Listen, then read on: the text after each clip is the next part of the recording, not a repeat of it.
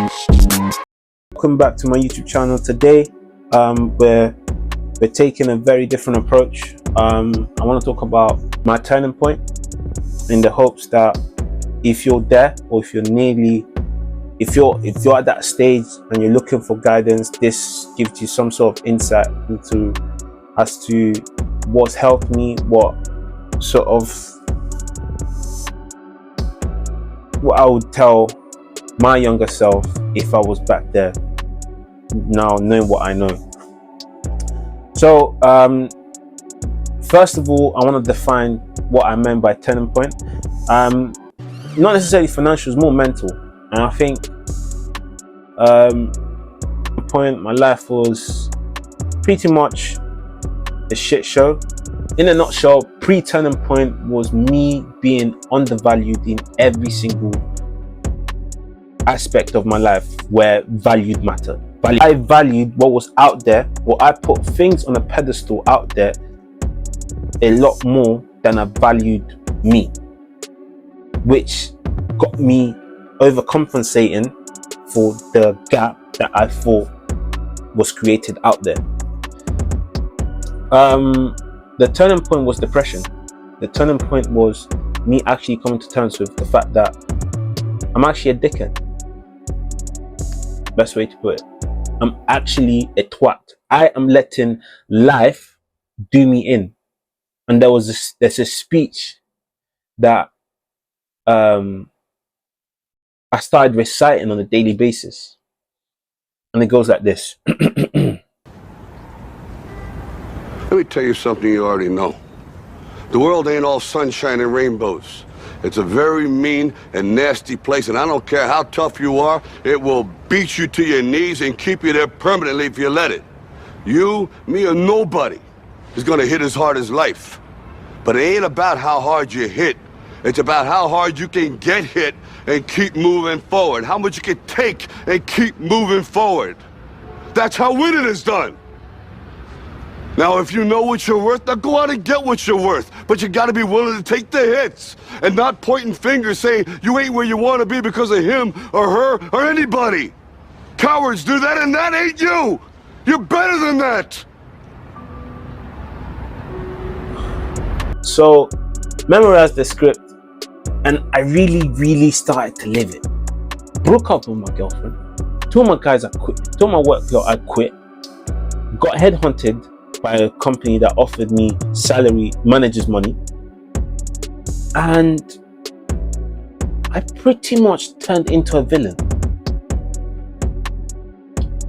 And what I want to describe is the change. The change is basically, until you value yourself, my boy, there is nothing for you out there. And the depression bit was me realizing that I have to become my own hero. I can't wait on them to all of a sudden be nicer to me, or for this to happen. As a man, as a guy in this world, that no one's coming to save you. Like, nobody. In fact, people are waiting for you to save them. Nobody is coming to save you. You don't have value, you're done. You're done. And I realized that as I was falling so deeply into that depression phase and space, and I felt so undervalued and miserable, right? To the point where suicidal thoughts were running through my head and all these things. I realized something. Something clicked. It's like, Do it, Kakarot!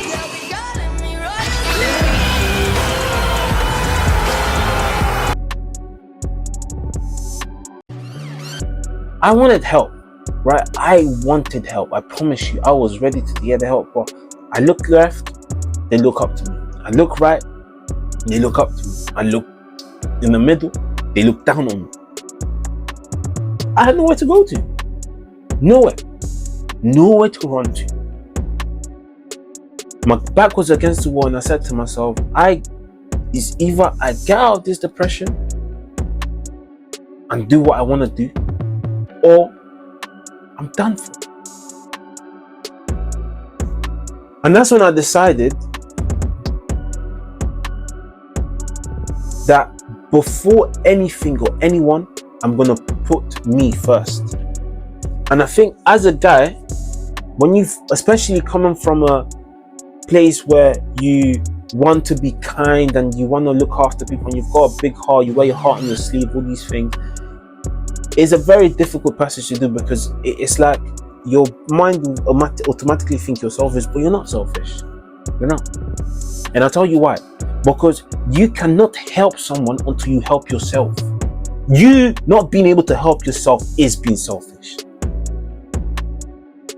Because if you cannot help yourself, how the hell are you going to be able to help people around you? You have to sacrifice the ability to want to help others so that you can do that properly later on. That's step number one. You have, and on top of that, you need to understand that if you're not able to help anyone, eventually you're just going to be left alone anyway. So get your head around that. Carry on punching. Life is going to carry on throwing shit at you. You got to learn how to fight or throw in the towel. There's no other way. And you know, at first I thought I wanted to be successful so that I can have peace. And I realized that every month I need to figure out some shit, because otherwise I'm toast. So in a nutshell, you learn how to fight and become ultra instinct type of thing, but it's like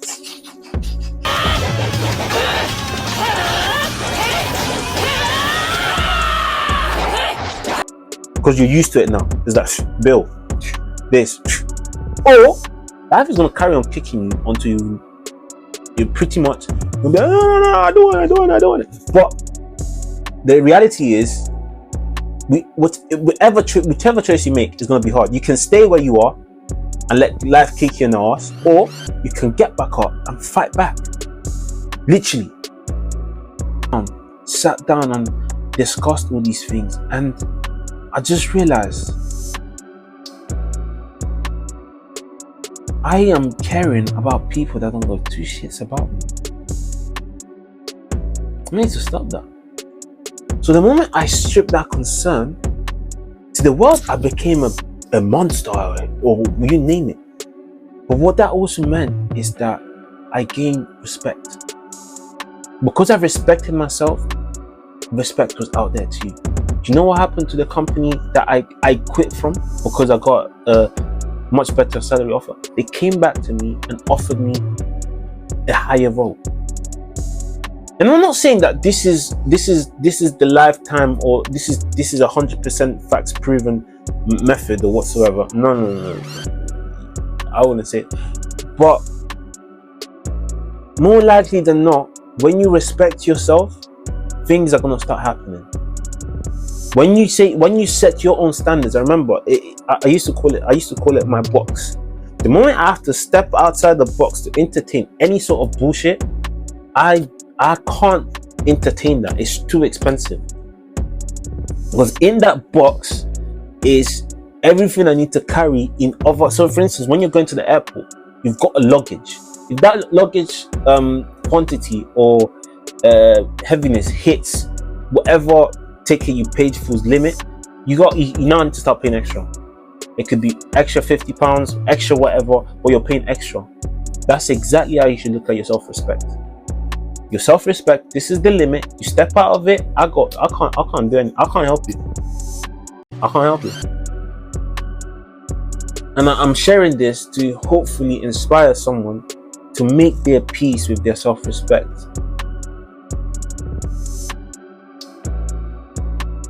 Another thing I struggled with was I had this thing ever since I was young where my anger will get the best of me. Some people call it anger issues. And I'll do things that when I'm not normally angry, I probably wouldn't even consider. But when I got angry, boy, don't get me, whatever you do, I was like a slow to anger type of person. But once I do get angry, there's no going back. And I remember I was like, I used to think that was a strength. No, it's not. Why do people have power over your emotions? Why? Why do you let that happen so consistently? You've got anger, you should sort it out. Stop being a bitch. That is being a bitch, by the way, just in case you were wondering. If someone has power over your anger, bitch. I had to become one with myself. My dark side and my peaceful side had to become one. 50 Cent and Curtis Jackson had to become one. If 50 Cent went to the movie theater and told them, yes, I'm trying to do this power thing, he probably wouldn't have gotten a chance. Curtis Jackson had to go there and negotiate and make them feel like he was down to earth so that they could win the wherever he's at now. Read his book. Read his book. Right there. My point is, become one with your dark side, but learn how to master it. Don't be just a beast. Be the person that's mastered the beast. Be the person that's mastered how to carry yourself. Stop letting other people control your emotions. It's pathetic. It's pathetic. And I think if someone said that to so many young people out there right now, we probably wouldn't have the shit show we're having right now. But a lot of people are so focused in pride and making sure that they're perceived in a certain way. It doesn't matter. No one really cares. Unless they need you for something. Focus on being the best version of yourself. But you can only do that once you face your fears, face the consequences of your actions, whatever it was that you've done. Face it full front. Stop being scared. I hope this helps someone, because like I said, it done a lot for me. Realized how important self-respect is. I understood where I was in terms of value, and I started building from there. Until you're true to yourself, you can never grow, because you're under the perception, you're under the idea that you're fine, you're exactly where you need to be. You can't grow like that. You need to be true to yourself and say, right, what is wrong with me? What do I need to work on? And then from there you can build. I had shit triceps. You see these? Fitness wise, let's talk fitness. My triceps were horrendous. It was like a I didn't even know how to describe it. I just hated it. It was just, whatever I need to do, I need to overcompensate in order to reach wherever I am. I'm happy with them now, but I also know that they could be better. But this is the thing, until you're true to yourself, until you look at yourself in the mirror, you're not going to be able to analyze what is wrong with me. What do I need to work on? I hope this video has helped someone. I know it's long, but I genuinely hope this video has helped someone, because this is a topic I'm very passionate about, as hopefully you can see. And I feel like a lot of guys out there just need to be true to themselves and actually build from scratch. Build your identity. Stop letting other people control your emotions. Learn how to say no to the things that you know are not right for you. Learn how to stand up for yourself. I think for me, it's easier for me to say that than for others, because sometimes maybe you're the younger brother, or maybe you're in a group where you feel like your voice isn't heard. So in order for you to make sure that you feel protected, you need to stay in. Whatever the case is, learn how to stand on your own 2 feet. Because at the end of the day, that's what matters. As a guy, if you can't stand up on your own 2 feet, your girl will leave you, your mom will leave you, you name it, they'll all leave you.